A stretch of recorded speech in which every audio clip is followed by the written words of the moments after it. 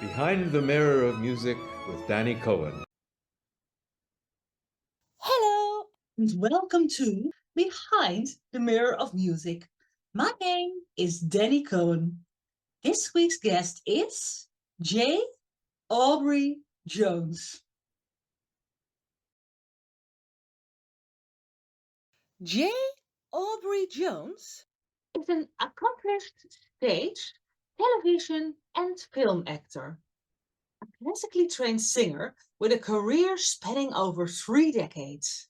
Jay appeared in the original Broadway production of Cats and in the 1995 Broadway revival of How to Succeed in Business Without Really Trying.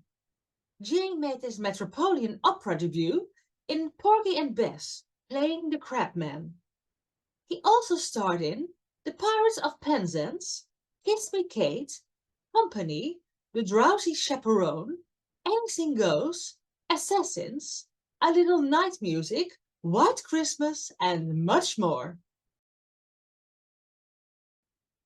I hope that you'll enjoy the show. Hi, Dannii. Wonderful to meet you. Wonderful to meet you. How are you doing? Very well. Thank you. Thank you so much for asking me to do this. I'm so glad you're here to join us. And what's going on with you, your life and career right now? All right. Well, I've been in the business now for close to 49 years. I'm originally from Atlantic City, New Jersey, and I'm a graduate of Syracuse University's drama department. I moved to New York when I was 22, a few months after I graduated college. And like a lot of people, in order to keep a roof over my head, I worked as a temp. I temped in offices, and sometimes I was lucky to get some long-term things. And then I had an audition for I had a last-minute audition for a production of Ethel Fugard's Bozeman and Lena for New Jersey Theater Forum. And on 5 days' notice, I I got the job and opened. Uh, the actor who was playing Bozeman left and left them high and dry. And fortunately, I had sent a photo and resume to them previously, and they saw my credits and they called me in, and I started rehearsing that afternoon. And then we went into dinner theater and regional theater. Uh, I made my Metropolitan Opera debut in 1985 as the Crabman in Porgy and Bess. I had also done the Bus and Truck Company of the Pirates of Penzance, the Joe Papp production. And I've been on Broadway in Cats and in the Matthew Broderick revival of How to Succeed in Business Without Really Trying. And I've done quite a bit of regional theater. I've worked at Yale Repertory Theater, Gulf Shore Playhouse, Bucks County Playhouse, Mountain Playhouse, Bristol Riverside Theater, and Goodspeed. And I am about to sign a contract for something, but I can't say what it is just yet, so we don't jinx anything, Kinahora, and all that. And also in 2018, I attained an odd bit of notoriety as the voice behind the whole Laurel versus Yanni internet controversy. So, and I've done television and some film. And let's see, I've been in Bull, Only Murders in the Building, and the Michael J. Fox Show. And when soap operas were done in New York, I had appearances on The Edge of Night, Guiding Light, All My Children, One Life to Live, Another World, and The Doctors. Big resume and so many various things. Yes. How did it start for you, the love for theater and acting and music? Well, I guess it started when I was very small. And like a lot of actors, I started in church pageants. We would have the Easter and the Christmas and the Children's Day pageants, and then school plays, doing a play when I was in third grade. And I must have liked how it felt to rehearse and to perform the play in front of an audience. And in high school, I did quite a few things. And then I thought to myself, well, I've gotten positive reinforcement on my work in high school. Let's see if I can do this. And so I went to Syracuse University and was trained there and graduated in 1976. And that's how it started. Also, I had been a mad collector of original cast albums Yes. since I was 6. We had used to have a record player. That's what we called them back then, that only played 78s. And among them was the original cast recording of an Irving Berlin musical called Miss Liberty. And then when I turned 6, my sister bought the family a record player, an old Zenith 4-speed record player. And among the collection of LPs that she brought was the original cast album of The King and I with Gertrude Lawrence and Yul Brynner. And that's where it started. And then discovering, as one does, The Sound of Music and Oklahoma and Carousel, and then more obscure titles. And my collection just kept growing and growing and growing. And then I discovered the arts and leisure section of the New York Times when I was in 5th grade. And I would take great delight in seeing what shows were coming up. We would also get the Philadelphia papers, because back then Philadelphia was a tryout town.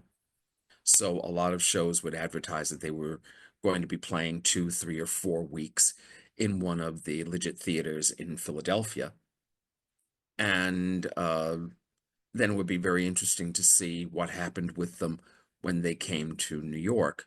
Yes. And sometimes the shows didn't make it to New York. Sometimes they've closed in Philly or they'd close in Boston. And that would be that. And you wonder, what happened to this show? And then you read in the Times, oh, they closed out of town, and that was that. And then also, I would, in the case of musicals especially, I would look to see what label was going to do their original cast album. Back then, record companies would fight like crazy to invest in musicals. I think inspired by Columbia's success with My Fair Lady. And you would see on the posters for shows that had not yet opened a credit saying original cast album by Columbia or RCA or Capitol or whatever label had put in a bunch of money to get the rights to record the album. I think that doesn't happen anymore because a lot of people still want cast albums. So, but the thing is also, Dannii, the culture has changed so much, and cast albums are such a niche market that you're not seeing a lot of labels putting out the money for original cast albums, or they go to labels that aren't as big as Columbia or RCA or Capitol. Or they will, or if they do, they will record the album after the show has opened and has gotten wonderful reviews. So isn't as big as it used to be, because that's one thing I always think about when growing up. You saw all these musicals and complete cast performing on all kinds of television shows in America, but also in Europe and the UK. And it's a shame that these things don't happen anymore, because there are plenty of fans, and there could be a lot more theater fans if they could see more. yes, I agree with you completely. I grew up at a time where you had the Ed Sullivan Show, for example, on Sunday nights. And every so often he would have numbers from musicals that were currently running.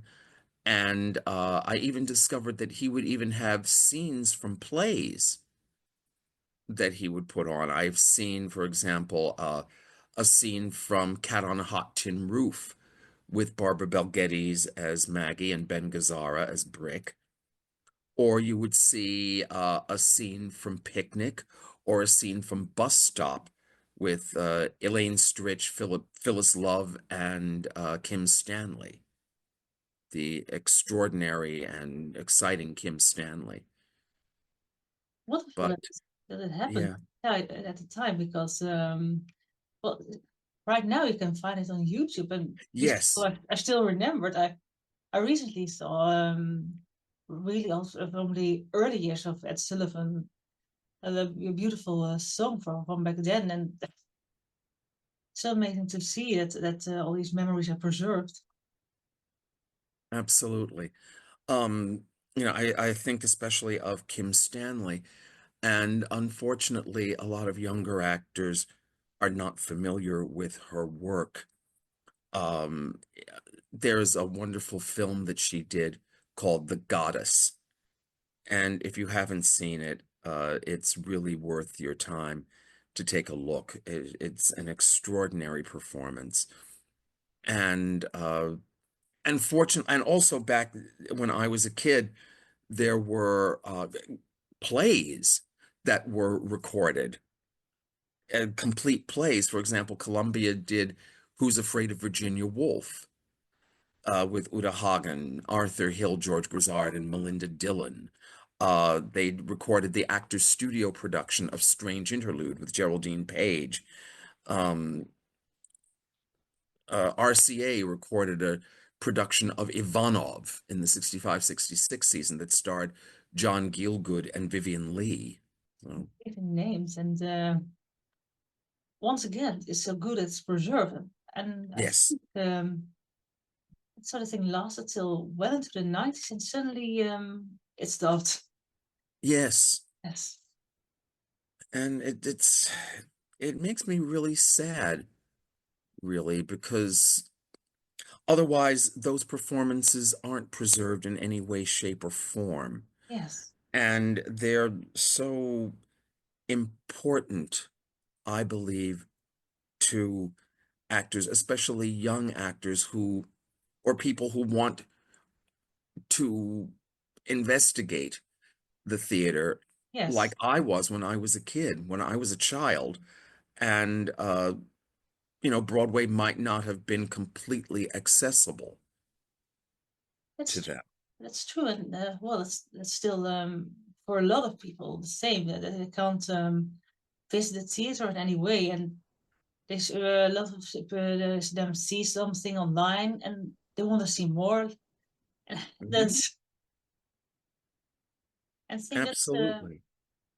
I always expected the internet to bring more theater into the world than there is now. Yeah, I do hope that there are ways to preserve more and more performances. Because I find them, even to this day, I find them very, very instructive and really very inspiring. When you saw during COVID how many people wanted to see live performances when the show must go on. The channel was launched by Andrew Lloyd Webber, and all these live streams were some got over 1 million views in one day. Yes, absolutely. Speaking of which, I was lucky enough to keep the gears greased, as it were. I was active with a company called Instant Shakespeare Company, and I got to do several plays during that time. I got to be in productions of King Lear and Henry VIII, and not just Shakespeare. I did Oscar Wilde's Salome, playing a Cappadocian. And we also did a complete uncut Peer Gynt. Wow. 5 hours and 45 minutes worth of Ibsen. And I played middle-aged Peer Gynt. So there were ways. And I also was in a very interesting production of Meet Me in St. Louis with Irish Repertory Theater. We all recorded our roles individually, and they were very cleverly edited and then put together, and it was shown for a limited time through the Irish Rep website, and people would pay their money, and there was a schedule when the showings would happen. And it was a very, very interesting experience. I taped my roles at my role at the theater itself, and other people taped their roles in their homes. And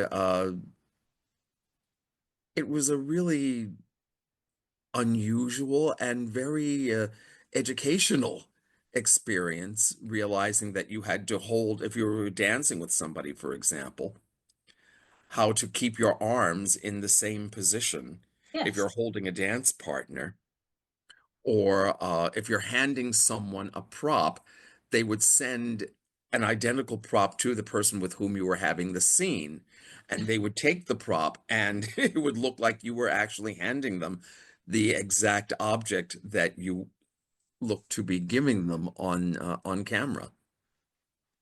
And it got quite a bit of very, very positive response, and it was very interesting and a lot of fun to do. Must have been. It was such a strangely creative time, despite whatever everything is going on. Yes. Um, and it was during a time when we were starving for art. We were starving for performances. We couldn't go to see things, but people got to be very, very creative as to what they could do, how they could go about doing it without endangering other people's health. And it's not going to take the place of live performance. It's not going to take the place of, 900 strangers gathering in one auditorium while they're watching people in front of them on a platform.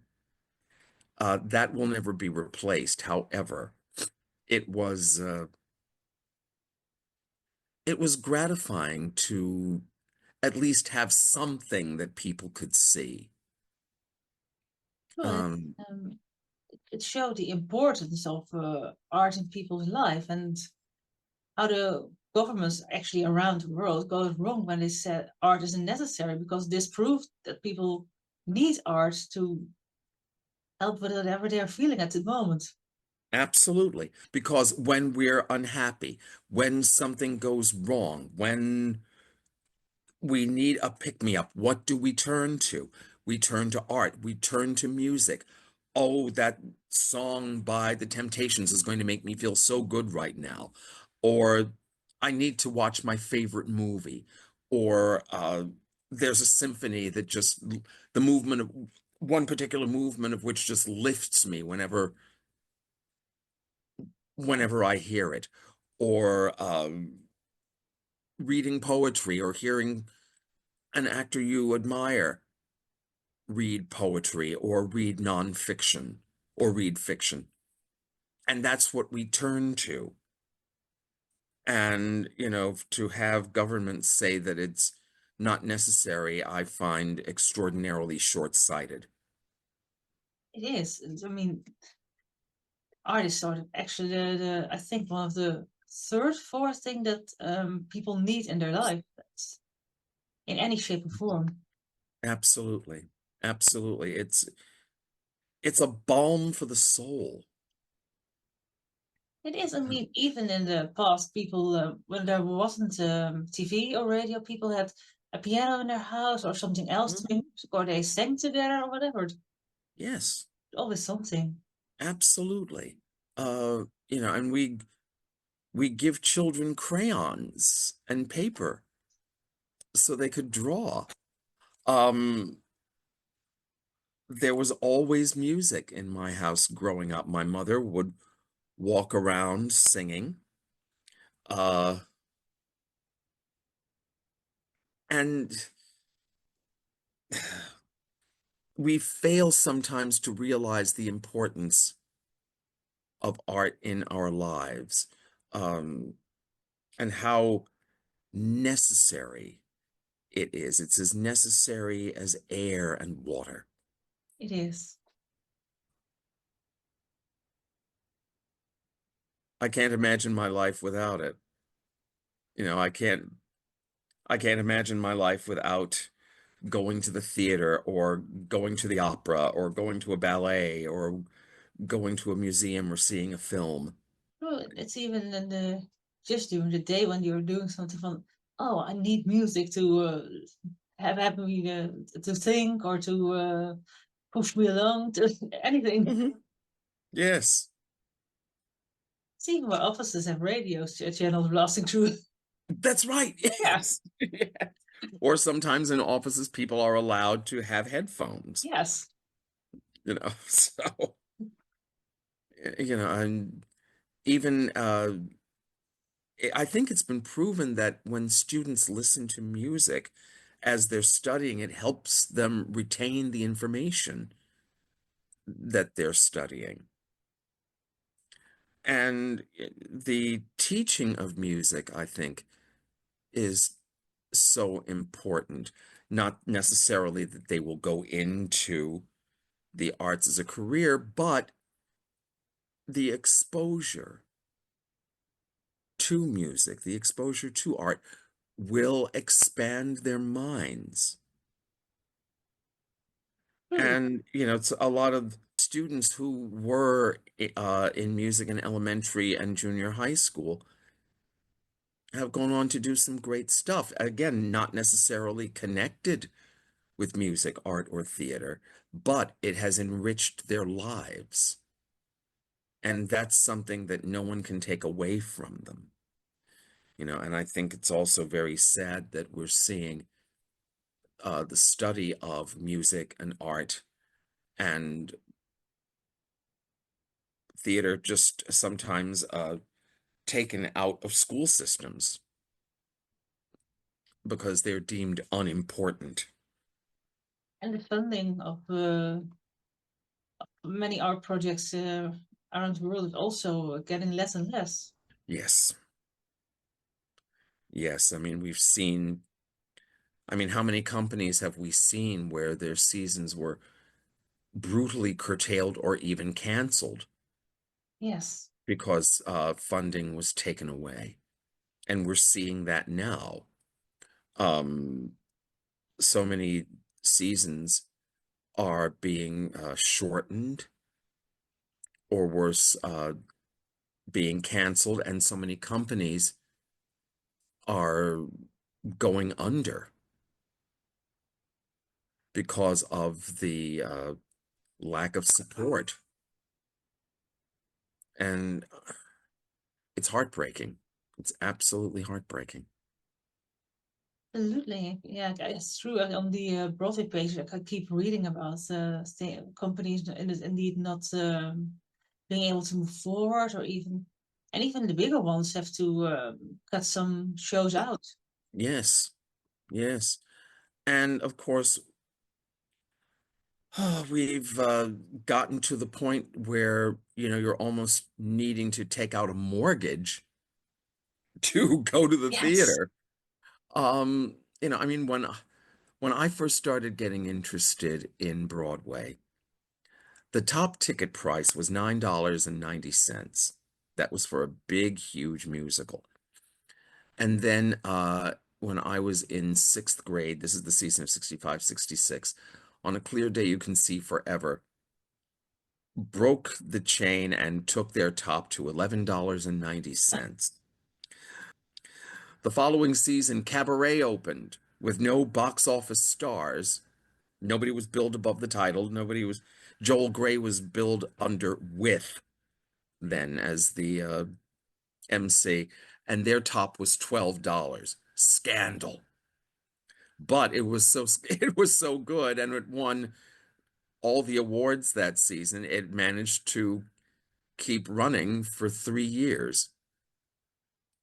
But the ticket prices have steadily increased until we're seeing, these what I consider to be ridiculous prices.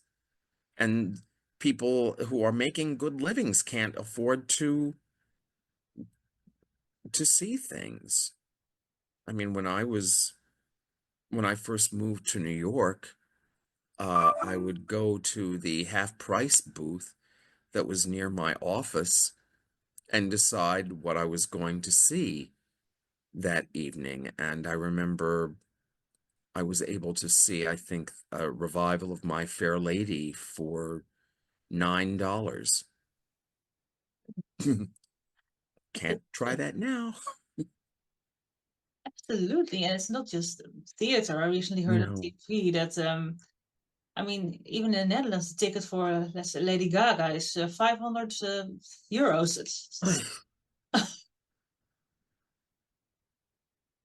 I know. It's just, and see, art should be for everyone, not just for the affluent.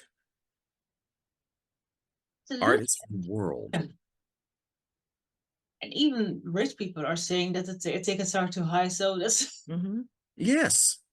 So consider also, if you're getting tickets for a family of, say, 4 people, you're coming in from possibly a suburb,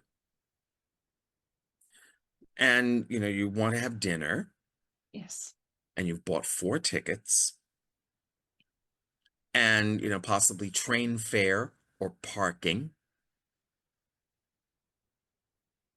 And let's say the tickets you've bought are $190 each to maybe sit in the mezzanine.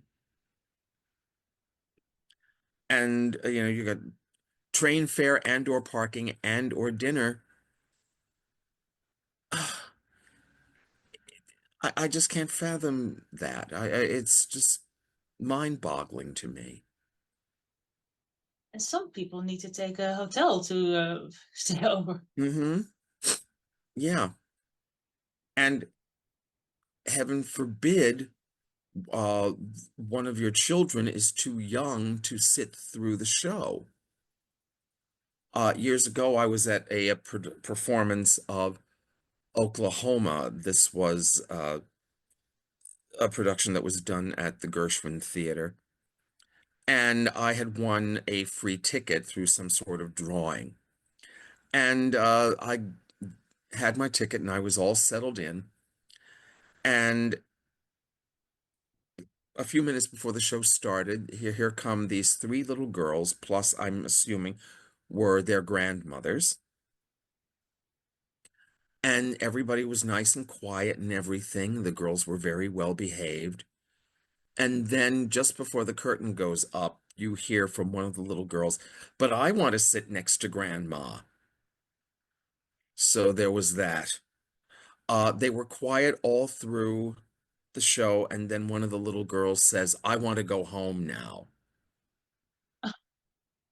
So you can imagine this sextet were not from in town, were not from New York. They probably went out, had dinner, paid full price for these tickets, and possibly caught a train or a bus to come into Manhattan. And they were quiet throughout the rest of the first act. Then we had the intermission, and then I came back to my seat. All 6 of them were gone. So I'm thinking at the time they might have spent $65 a piece for their tickets, train fare or parking, dinner, and all down the drain. That's terrible. And all of them must have looked forward to it so long. Yes. You know, I'm also thinking that maybe Oklahoma wasn't the best choice for No. these young children. Their attention spans may not have developed enough so that they can sit through a traditional 1940s musical. And, musicals back in the day were 2.5, 2 3/4, 3 hours long. It's also the thing. Now, these days they're often a lot shorter. Yeah. So many times we're seeing shows that are 90 minutes. Um, I have to laugh because I was with a company in Florida. I would work there for 7 years straight. And I would always get cast in these very, very long shows, which I didn't mind, of course, but it always amused me that I was always cast in shows that were 2 hours and 45 minutes long. And then I was cast in their production of Once on This Island, which is over in 90 minutes. I'm like, where's the rest of my evening? Well, I hear a lot of people say that now that they don't want these short musicals right now because if I pay over 100 for a ticket, I want 2.5 hours at least. Yes. Yeah. And you also want something that's going to captivate you. You want something that's going to engage you intellectually, not just seeing spectacle. Uh, you want to have theater that combines all of this stuff. Yes, the spectacle's fine, but if nothing is engaging you here, it's not good. Now, I'm not saying that escapism is terrible. I'm not saying that at all, because sometimes you just need something that is fluffy and mindless and, quote unquote, escapist. But there are other times where you need a bit more meat. You need a bit more, you need a bit more captivation. Um, I'm, for example, a play that I thought years ago that I saw, which I thought absolutely wonderful, was August Osage County. It was 3 hours, and the 3 hours went by like it was 30 minutes. It was so brilliantly done. And there's a play that's currently running on Broadway, which has been nominated for a Tony for Best Play, and just yesterday was named the winner of the 2025 Pulitzer Prize for Drama, and also today won the 2025 New York Drama Critics Circle Award for Best Play, which is called Purpose. And it is just an amazing, amazing piece of theater, and beautifully written, brilliantly acted. And I'm not an investor in the show. I don't have any money in it, and I'm not one of the producers. But I would say, I would advise people, if you can, go see this play. Plays also should need a lot more publicity these days because you hear so little about what's going on these days. Only if you search for it. Yes. Yes, and it's also very distressing that arts coverage in newspapers is just shrinking like crazy. I remember growing up, the New York Times Arts and Leisure section would just be huge, enormous. And now, if that same section is 20 pages, that's a lot. Also, here in New York, television critics used to review Broadway and off-Broadway shows. They don't do that anymore. They haven't done that in about, at least 20 years. I knew even as a kid, I knew that was such a big thing because in the Murder She Wrote, you saw a lot of that with a lot of episodes about that. Yes. And funny you should mention Murder, She Wrote, because the great thing about that show was they got a lot of people who had Broadway credits. You Yeah. saw a lot of Broadway actors on that show. And I love it as a kid because it was just a great show. And later, when I grew up, I started to I did notice that because I became more interested in the history of theater and stuff. Oh, but she was in that, and she was with that, and Angela Workers was. Mm-hmm. Same thing with Law and Order. Yes. Because Law and Order, you always see people that you've admired on stage and who have been quite widely heralded, or people who's, if they've not won awards, you've seen their performances in the theater and have enjoyed them very much. And it's always exciting for me to see that. Also, the program The Gilded Age has a lot of people from the theater Yes, I heard in about its it cast. a lot these days from the theater fans.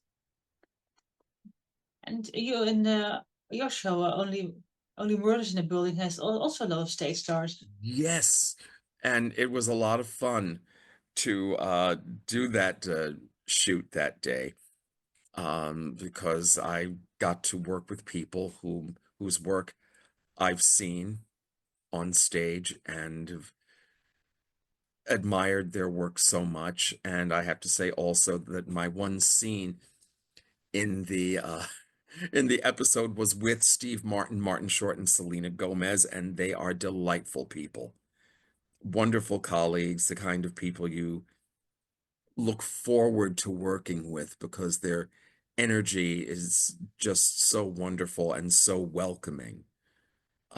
It's not just a joy, it's an honor and a privilege to work with artists like these. I think Steve Martin is a theater fan because even in the Pennies from Heaven, he spent so much work in getting it exactly right. It's a Yes. good thing. And Martin Short, I saw do Little Me, the revival of Little Me, and I saw him in the Broadway musical version of The Goodbye Girl, and he was great in that. And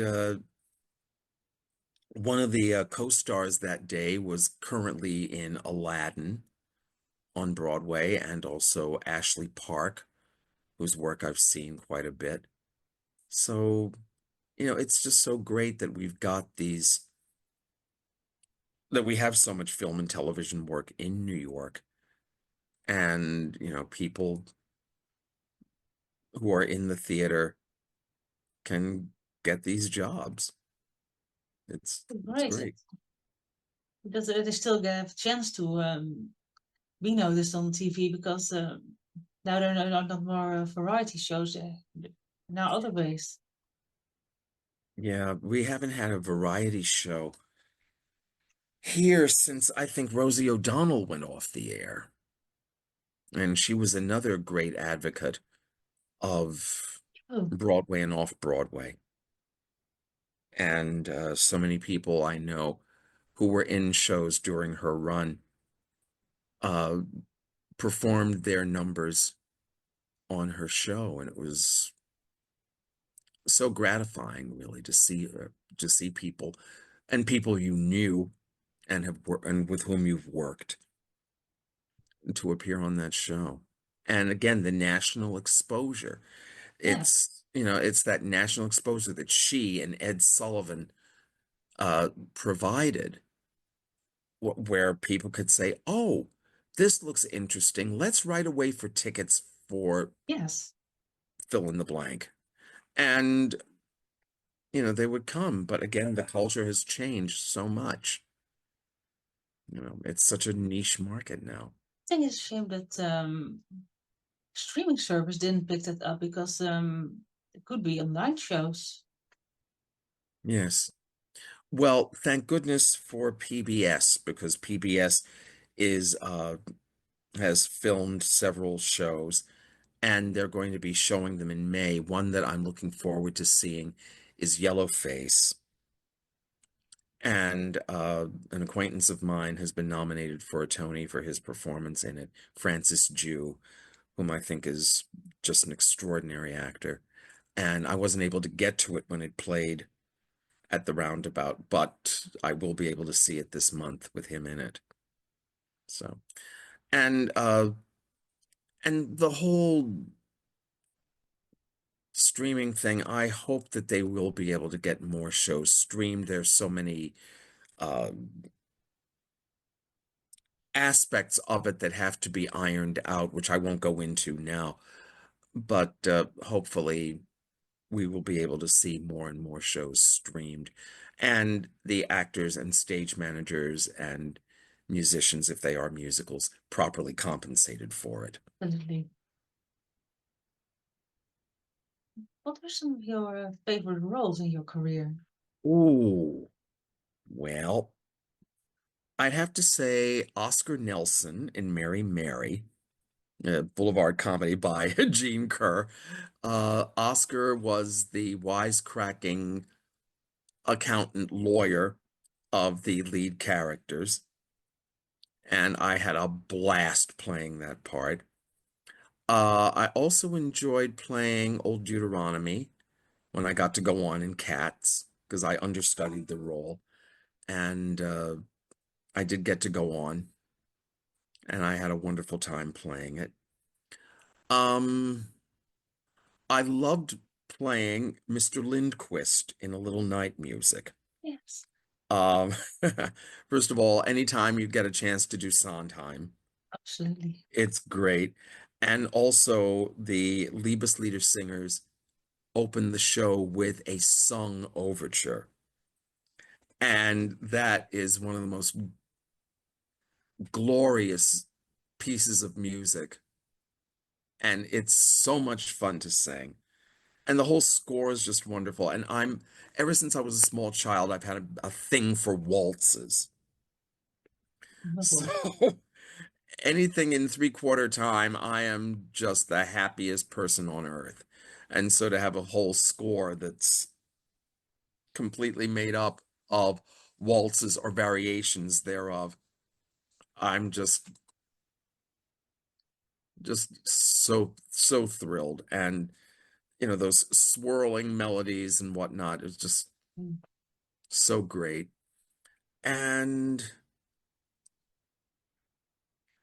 and from a non-musical standpoint, I had a wonderful time playing in a production of A Few Good Men. I played the judge, and I also played a captain in the first scene who talks with the character played by Demi Moore in the film. And that was a lot of fun in order to play two very different people, two very different military men, finding how they walk, how they carried themselves, their speech patterns, so one could differentiate between the two people. And I also had a wonderful time doing a production of White Christmas, where I got to play Mr. Snoring Man, who leads off the song Snow. And my main character, Ezekiel Foster, who is this very taciturn, slow-moving man from New England, who, for his first scenes, when he came on, all he would say was, "Aya." So that was a lot of fun. So I mean, I've had great times playing virtually everything that I've done, but those roles really stand out. Those are roles that have a deep affection. With Cats, you were part of the original Broadway company, I thought. I was in the original cast of the revival of How to Succeed with Matthew Broderick. I went into Cats 4 years into the run, Okay. and I was there for 8 years. But How to Succeed was the first original cast I've ever done. How to Succeed is also a lovely musical. Oh, yes. And Dannii, it is such a well-written piece. The book is amazing. The score is so much fun to sing. I mean, anything that Frank Lesser does is just amazing. I mean, this is the man who gave us Guys and Dolls. He gave us Where's Charlie? He gave us The Most Happy Fella. He gave us Green Willow, which not many people know, but what a gorgeous score that is. And Frank Lesser really captured the flavor of that script and wrote a tremendous score. And I have to say that the cast was phenomenal. And I got to meet his widow, Joe Sullivan Lesser, and Joe Sullivan was the original Rosabella in Most Happy Fella. And just to be in the same room with her was just amazing. And she was so sweet and so nice. And, you know, here I am, this guy who had been listening to her virtually his entire life in Most Happy Fella and that famous production of the Threepenny Opera that played at the Theatre de Lys with, among other people, Beatrice Arthur and Lottie Lenya. You know, I mean, this is history right in front of you. Absolutely. And she was the sweetest woman. She really was. We lost one of the good ones when she passed away. Also such a shame, and that when people pass away, piece of history goes. Yes, yes, which is so important that we capture people's stories so that they don't fade away. I was lucky enough to work on a project with the grandson of the actress Mindy Carson. And Mindy is now, I think, 96. But she started off as a club singer, but then she developed into a wonderful actress. And she had wonderful stories to tell about the people with whom she had worked. And through that, you got to see, through the story she told, her development as an actress. And I'm very glad and I'm honored to have been asked to be part of that because, you know, we need to hear those stories. Younger actors need to know what has happened before them. This is why I just love the film Broadway, The Golden Age by the late lamented Rick McKay. He was able to get interviews with 100 stars, and they sat down with him and spoke with him about their careers and what it was like to be in the theater. Many of these people have now unfortunately passed away, but at least we have that video document of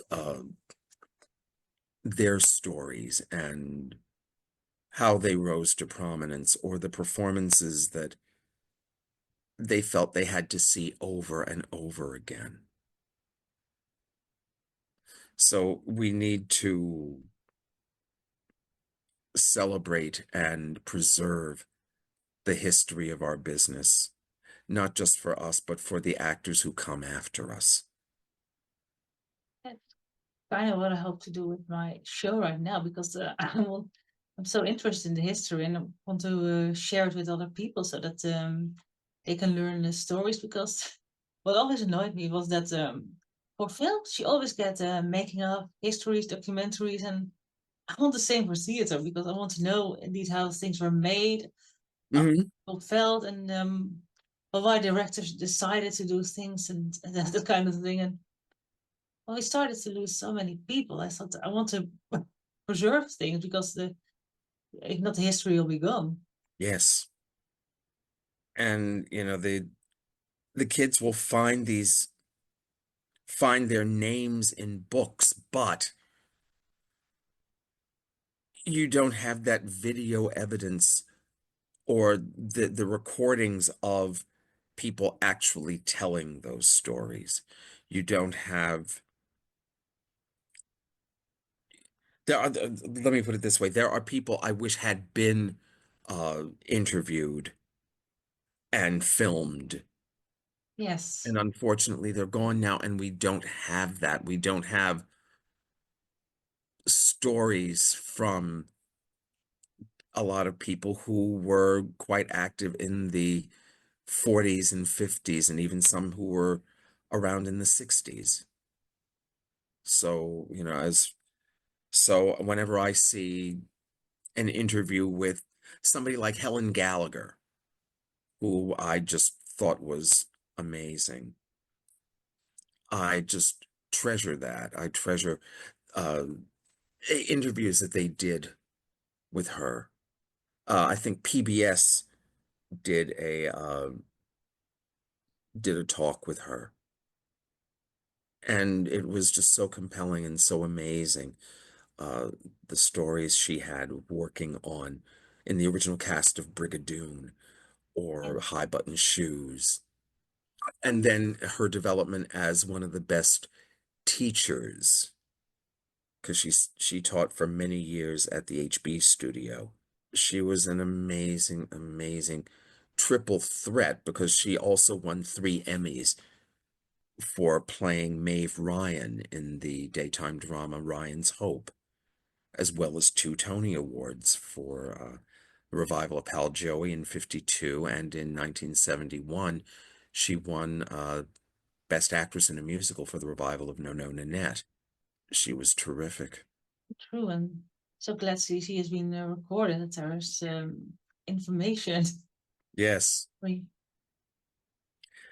Yeah, like I've said, we need to have this. We need these documents. We need these video and audio documents of these people. I recently saw an artist post that a theater is supposed to be fleeting and so only live in people's minds and memories. But I thought, but why does it have to be that way? I mean, why can't theater actors be remembered?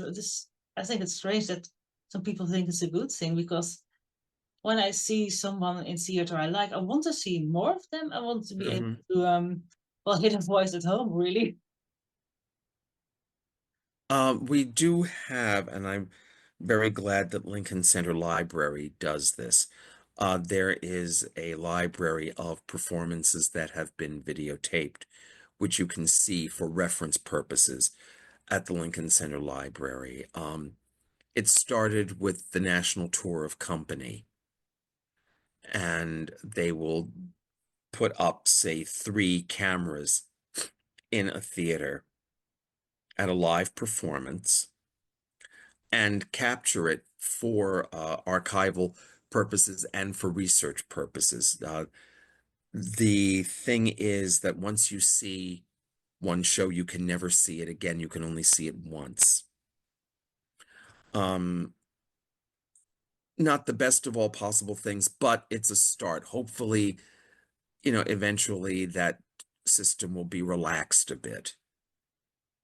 But it's really great to see the archival tapes. From a sheer vanity standpoint, I've been lucky enough to have appeared in, I think, 4 productions that have been preserved for the Lincoln Center Library.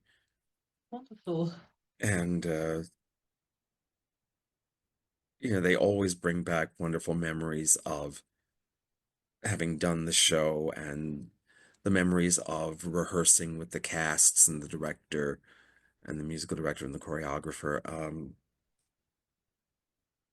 And sometimes they're also very instructive because people who are directing productions of this will go and say, will make the appointment to say, hi, I'd like to see such and such. And they make an appointment and they can sit at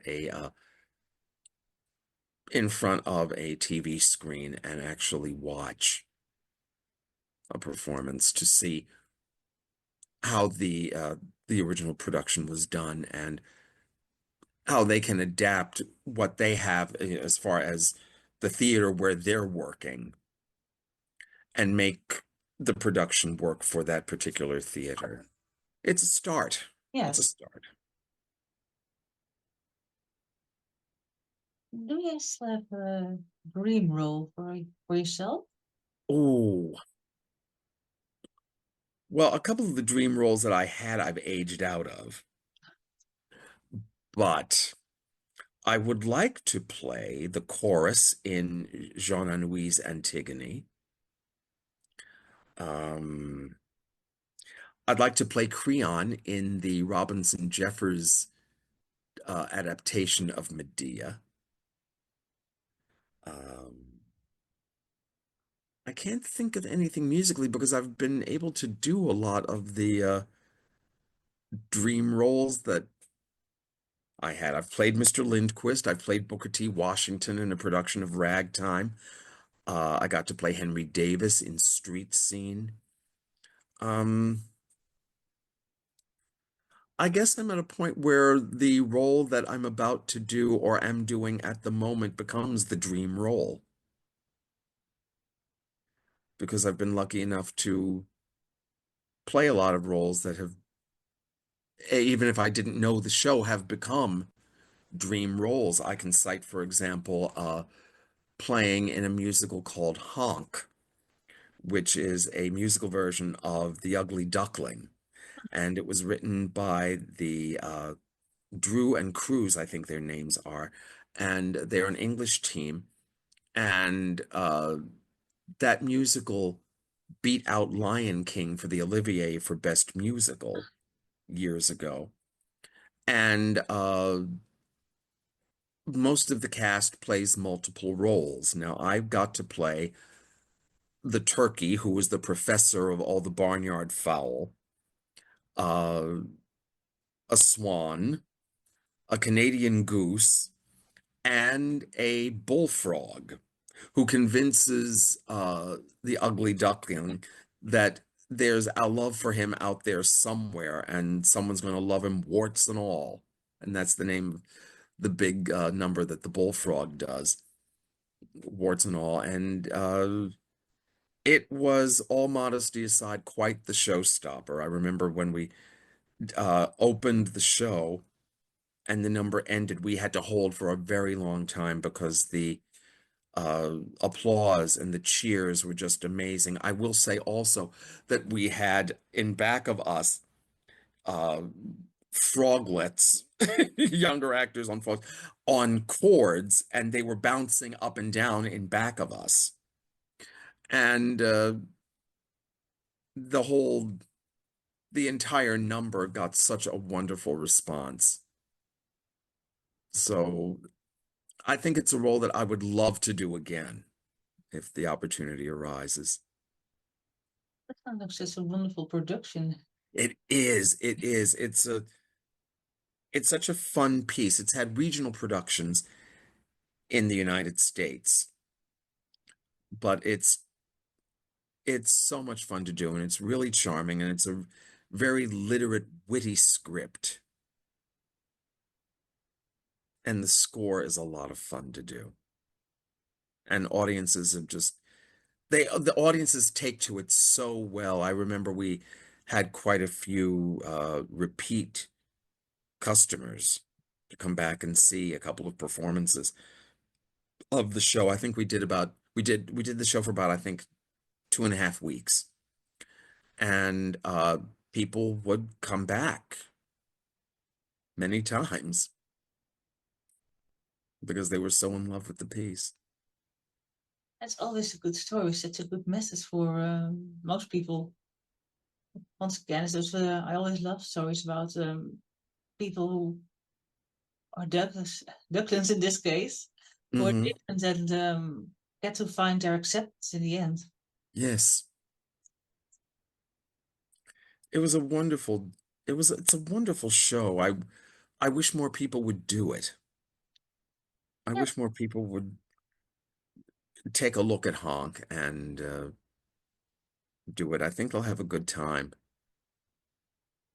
Yeah, I think because the name the struck a chord that I remember the title of the show that I think it might have been performed in either the Netherlands or the UK at some point. Hmm.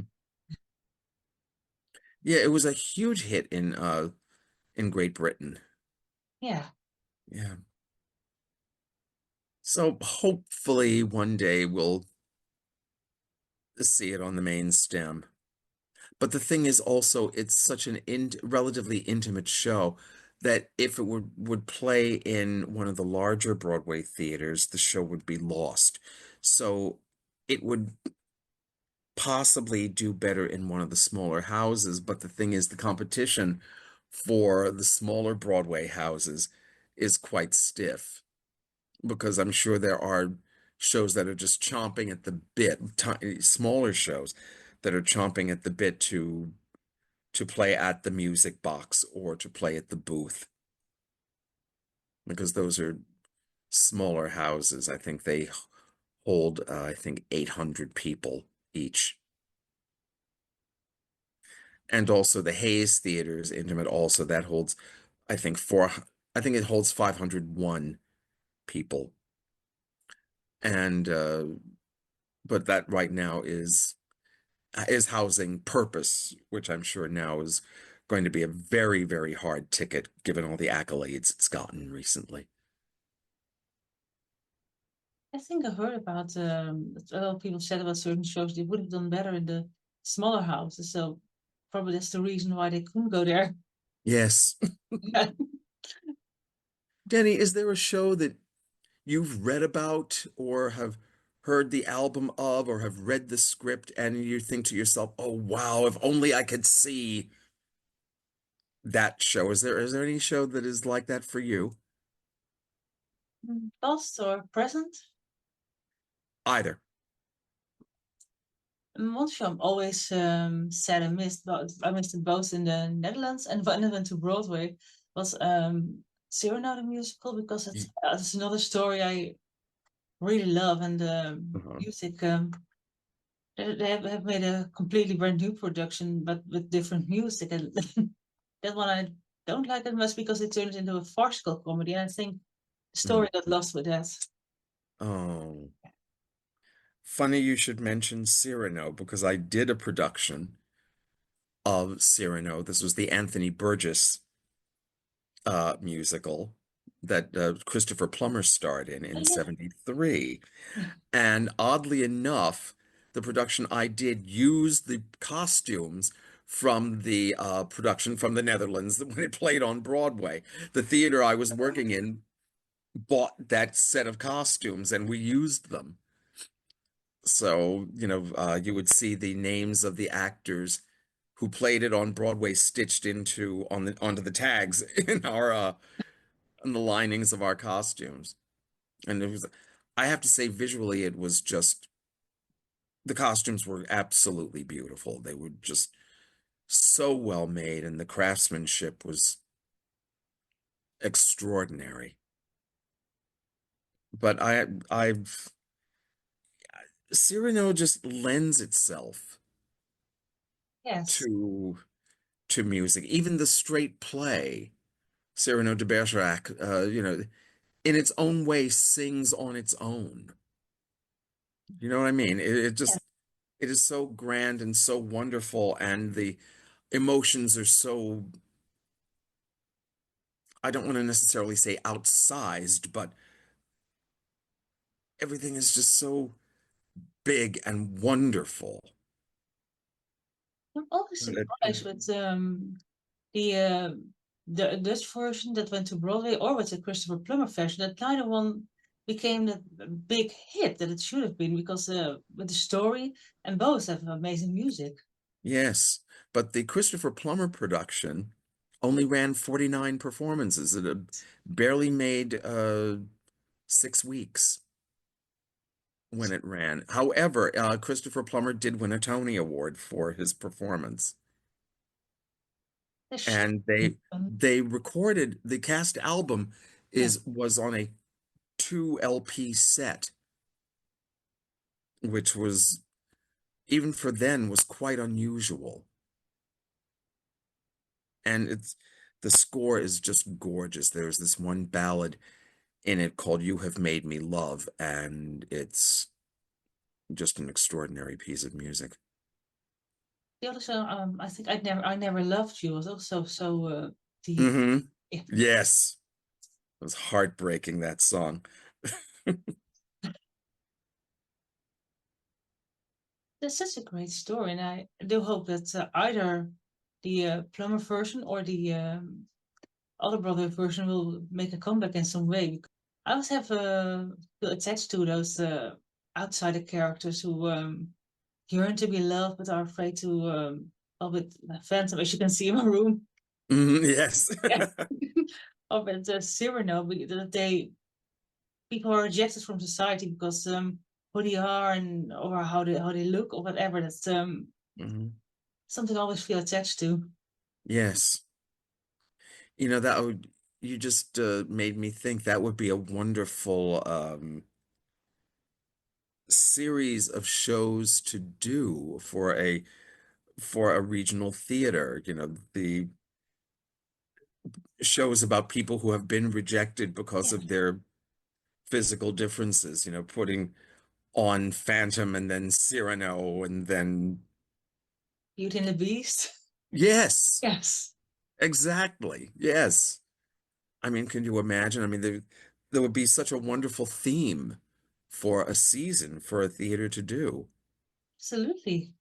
I think then you could have sometimes passion for the woman. Oh, yes. Yeah, Oh, and Wicked, I- I guess. yes. Yes. Well, we'll have to wait a while for Wicked, but Yes. but Passion, thank you for bringing that up. I saw Passion twice in its original production. I saw one of the first previews, and the show wasn't quite ready for an audience just yet. I mean, people were laughing at it at inopportune moments. Mm. When Fosca encounters Giorgio on the train, or he's on the top of a mountain reading a book, and here she comes, people started laughing. And it also, at that early preview I saw, it didn't have the song "Loving You" at that point, because the second half of the show was really lacking in songs, and it needed a real song to really define Fosca. And then when I saw it months later, of course, it had opened, and "Loving You" was in the show, and it sort of tied everything together. That's a strange thing that sometimes the biggest, most important song are written last or at the last moment. Mm-hmm. Yep. I mean, consider that in Follies, "I'm Still Here" was written in Boston in its tryout engagement. Same thing happened with "Send in the Clowns." Yes. Uh, and that was a huge hit. And So, it was the same with Cats. Memory was the last thing that was put in because yes. and with Phantom Music of the Night was one of the last songs that was added. Mm-hmm. It's a strange. Yes. And also, you may recall reading that Judi Dench was originally playing Grisabella, Yes. but had to withdraw because she hurt her Achilles tendon or something. And so this is how Elaine Page got to play Grisabella in the first production of Cats in England. And you just wonder, had Dame Judy remained with the show, if the trajectory of the actresses who played Grisabella, how that would have changed. A lot of things because they're so very different. Yes. Both acting style and vocally. Absolutely. Absolutely. I mean, some of the songs might not have been as vocally challenging because Judi Dench, much as we love her as an actor, wasn't exactly, is not, because she's still with us, thank God, uh, isn't exactly what you call the greatest singer, although she does put over a song. If you've ever heard the original London cast recording of Cabaret. Yes, or a little night music. Yes, yes. But I've seen a video of a bootleg video of Judi Dench doing "Don't Tell Mama" from Cabaret, and she's quite compelling. The voice is true. She has a wonderful sense of pitch, and it's great. Will we ever hear her sing Maria in West Side Story? No. But for the character of Sally Bowles, she was spot on perfect. It's Sally Bowles is such an amazing role because it can be done Yes. by people who don't have a great voice but can act, sing, and people who can sing amazingly and act amazingly. It's such a Yeah, I mean, we go back to the original Broadway production, and Jill Hallworth was not what you'd call brilliantly gifted vocally, but she could put over a number. Her acting was such that she could put over those songs. And I'm sorry I never saw her play Sally Bowles on stage, but from what I understand, she really hit the character who wasn't supposed to be the best of all possible singers anyway, but her acting of the songs and her true sense of pitch really helped her put her numbers over really well. well, And that's of course, you have Liza from the film, yes. and people who have done the role subsequent Sally Bowles in the original Broadway production who were terrific singers like Anita Gillette and Penny Fuller and Melissa Hart and Tandy Cronin. So it could go really either way, as to how Sally could be played. I think the only important thing for the role is that you have an amazing presence. Yes, Yes. absolutely. Absolutely. And let's face it, with Dame Judy, Yes. you get lots of presence. I was lucky enough to see her in a production called Amy's View, and she was electrifying. She was absolutely electrifying. I think there needs to be more actors like that once again because these days I often feel that's missed a lot. Yes. Or it could be that the directors aren't able to pull it out of the actors as good as they used to be. Yeah. I think again, we're not used to listening so much, and there's just so much diversion. Do you know what I mean? That audiences are looking for when they see a play. They want to see fancy costumes and they want to see elaborate sets and stage magic and all the bells and whistles. But again, if you are faced with a performance in a very simple production that's so compelling, your jaw drops. That's real theatrical gold right there. I'm trying. Oh, uh, are you familiar with the play Doubt? I think so. All right, this is the one that takes place in the Catholic school where this priest is accused of having an inappropriate relationship with one of the male students, and there is this nun, Sister Aloysius, who is trying to get rid of this priest. Well, I didn't. Cherry Jones and Brian F. O'Byrne played the role originally on Broadway. I was lucky enough to see Eileen Atkins play Sister Aloysius She replaced Cherry, and Eileen Atkins was phenomenal. Again, she had, the bonnet that order of nuns wore. And she had the text and she had her fellow actors, and it was just an extraordinary evening.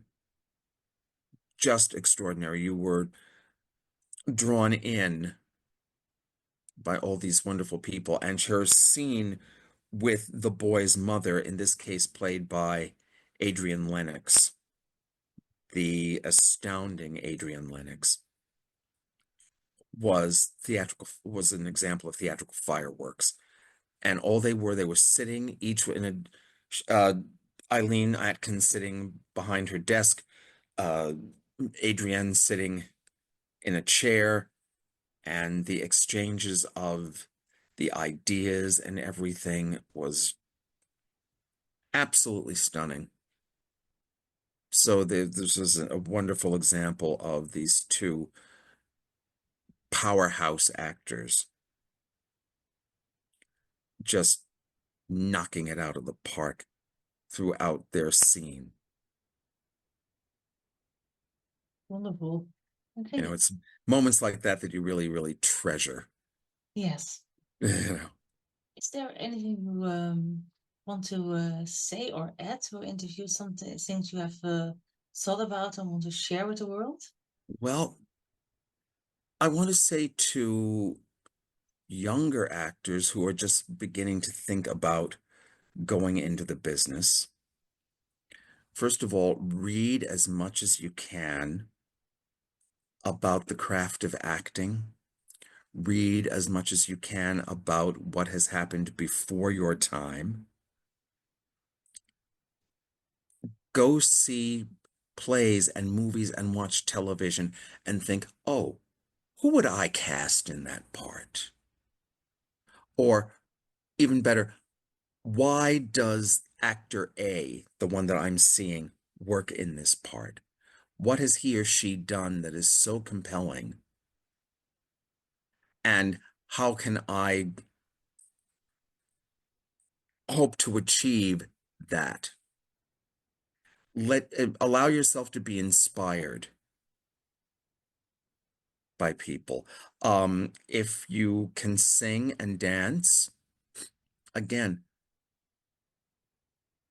get hold of original cast albums and listen, and really listen. And if you can read music, and I hope if you do musicals, I hope you do read music and also learn the skill of sight reading, because sight singing will possibly get you jobs. Because if there's a show that has a very limited rehearsal period, the musical director is not going to have time to spoon feed you your music. So if you can develop that skill of ear training and sight singing, by all means, learn it. And when you're listening to a cast album, if you have access to a score, follow along and ear train yourself that way, so that you can recognize intervals. And then for shows that are brand new, you can take a look at the score and go, oh, I can sing this. And you can just, rattle it off. And also find a balance in your life. I've talked so much about work, but, allow yourself to be able to relax. Allow yourself to enjoy your time with friends. Give yourself the chance to just lay back and not think of the business for a minute. Because like the Greek writers always say, you've got to find a balance. So Thank you so much for this wonderful interview and your wonderful thoughts and ideas and memories, because it was great to hear. thank you, Dannii. Some I knew, and some I'm really excited to go look up right now, thanks to you. Thank you so much. It's been just a joy, really, to talk with you. Thank you for reaching out to me. And, I'm really quite flattered that you did that. And it's been delightful talking with you today. I'm so glad to talk about people who are so passionate about theater and also the preserving of theater and its more memories and history. Thank you. Thanks again. My pleasure. Thank you. Bye. Bye-bye. Behind the Mirror of Music with Dannii Cohen.